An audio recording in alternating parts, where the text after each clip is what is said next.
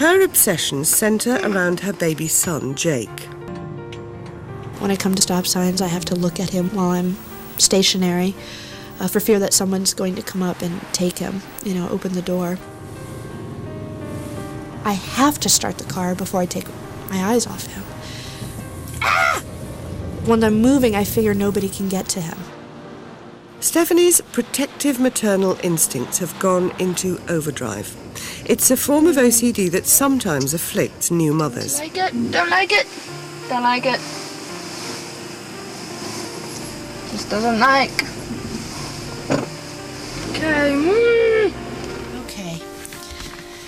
To set this trap, I'm going to use a video cassette, which I shall lean against the door. Then I'm going to take this pen and line it up along the green rectangle. And I'm going to point this napkin so the edge, if you follow it with your eye, matches up with the corner of my wall. Stephanie fears that someone might kidnap Jake, even when she's at home with the doors locked and the alarm on. I'm not sure if somebody might have gotten in the house while I wasn't here, so I'll set a trap. I will set things up at a certain angle that if they're moved, I'll know it. It's so pathetic.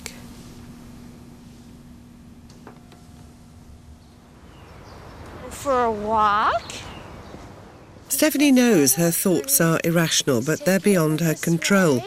Protecting Jake from every conceivable danger makes life hard. Okay, get your stick. When I can't take my eyes off Jake, it's literal. I stare at him. If I glance away, even like this, it's a chance for something to happen. He has to be in front of me so that I can see him the entire time, so that if somebody walks by, I know that they aren't going to bump him, spit on him, grab him, touch him, inject him with something, whatever, take him. Like many people with obsessive-compulsive disorder, Stephanie also has a fear of contamination. She avoids litter or spots on the pavement in case the wheels of the buggy touch something deadly. Passers-by pose a double threat.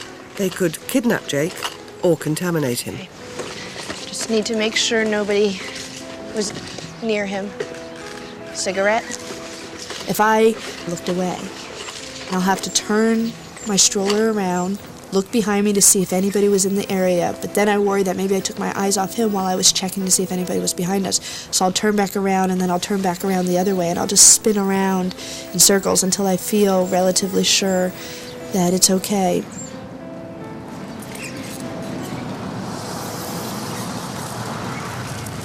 Sometimes it's hard for me to go for a walk because I can never get home, because I'm constantly having to turn around and go the other way because there's somebody coming.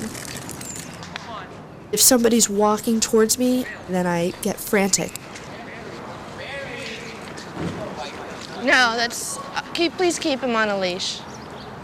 And it's a fear of never knowing if he was contaminated. It's like I'll never know if that person who walked by touched him. And that will eat away at me. Before Jake was born, Stephanie was diagnosed as having OCD. Her obsessional fear of contamination leads to compulsive rituals which she uses to manage her anxiety. When I am going to interact with Jake in some way, I have to be certain my hands have been just cleaned. And they have to be scoured clean.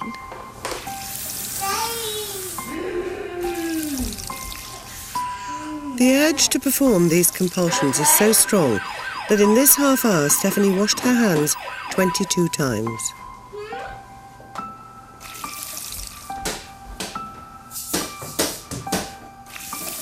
It's torturous.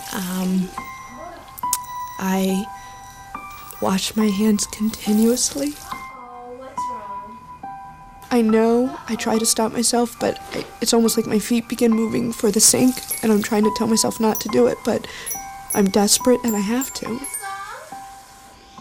And the washing ritual is complex and has to be performed absolutely correctly 3 times.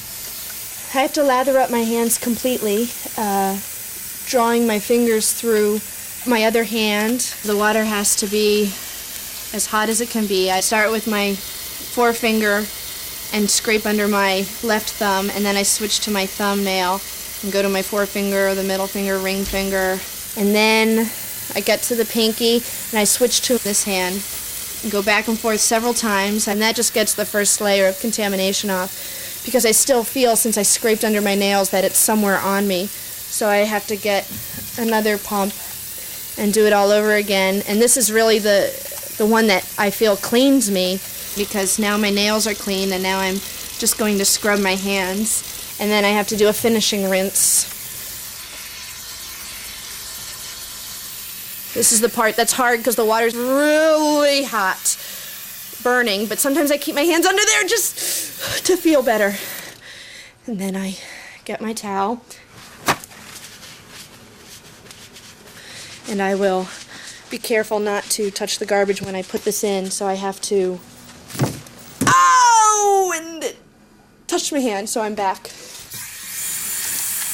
But it dries your hands out and your hands crack, and then it gets to the point where I can't close them more than this because the knuckles will crack open and bleed. It's always been there. It's been noticeable, but it's been manageable. We could joke about it. We could kid her about it. We could do things, to set her off. But it wasn't an issue until Jake was born, our son Jake. Since then, it's been uncontrollable. Ready? What do you want to do with that? Stephanie is desperate to start treatment as she realises the real danger to her son comes from her obsessions. I'm extremely worried about the effect this is having on Jake. I'm so desperate to take good care of him, and the OCD has a negative effect on him. On his dresser is the soap pump.